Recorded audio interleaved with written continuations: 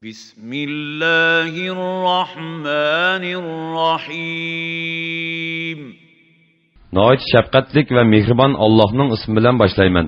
إذا الشمس كورت Günning nuri o'chgan chaqda, وإذا النجوم انكدرت yulduzlar to'kilgan chaqda, وإذا الجبال سيرت tog'lar gumron bo'lgan chaqda, وإذا العشار عطلت bo'g'oz to'gilar tashlab etilgan chaqda, وإذا الوحوش حشرت yovvoyi hayvonlar to'plangan chaqda, وإذا البحار سجرت dengizlar o't bo'lib lovildigan chaqda, وإذا النفوس زوجت jonlar o'z qayoshlariga qo'shilgan chaqda, وإذا الموءودة سئلت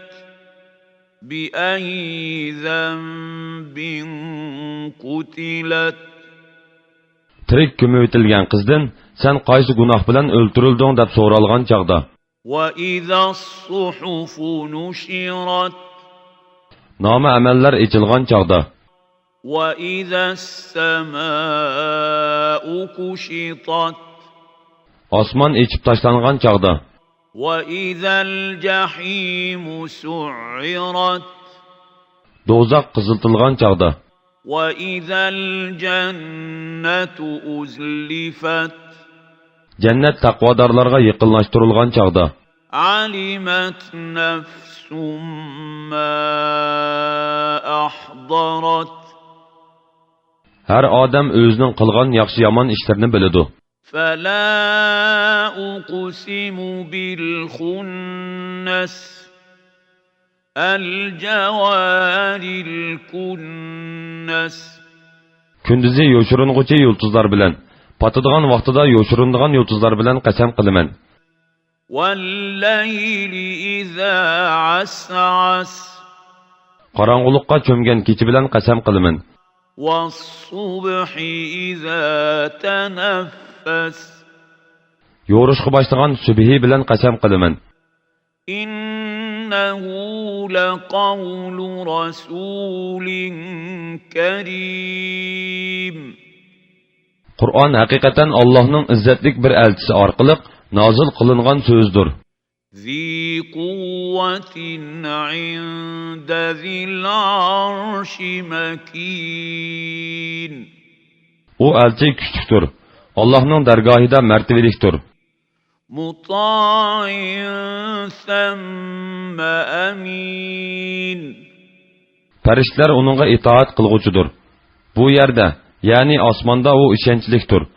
وما صاحبكم بمجنون Sizlarning hamrohinglar, ya'ni Muhammad alayhissalom majnun emasdir. ولقد رآه بالأفق المبين U, ya'ni Muhammad alayhissalom Jibrilni haqiqatan ro'shan ufqning sharqida ko'rdi. وما هو على الغيب بضنين U, ya'ni Muhammad alayhissalom g'aybni tabliq qilishda bexil emasdir.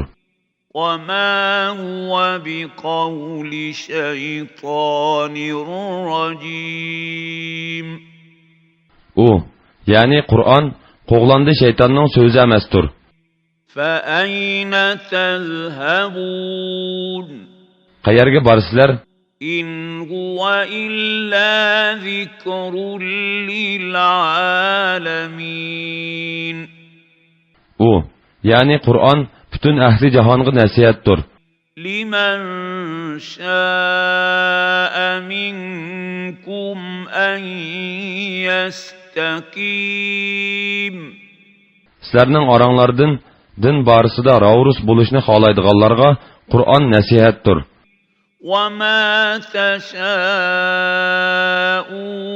إلا أن يشاء الله رب